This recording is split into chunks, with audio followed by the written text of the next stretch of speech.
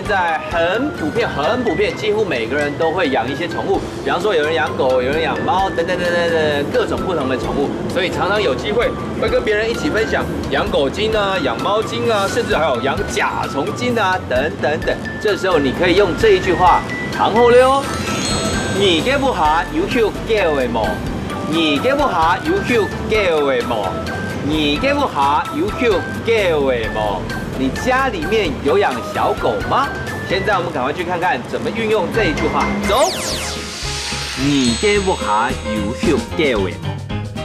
哎，夏文生，你看好多给我的狗，东丁一下，好可爱哦。哇，真的咚的一下，好得人疼的感觉哦。哎，米儿，你给不下有口叫的么？你家里面有没有养狗啊？有啊，我家有一只给我的狗，还有一只猫啊。你看它们打闹啊，还是翻滚在一起，懂神七很有趣哎。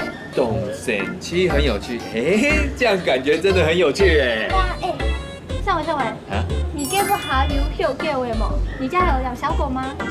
啊？哦，因为我家住的是公寓啊，所以不可以养叫的狗。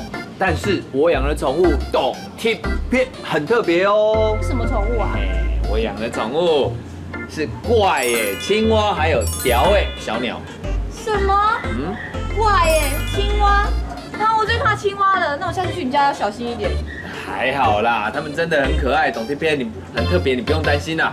复习词典：狗叫诶，很可爱，懂得影响。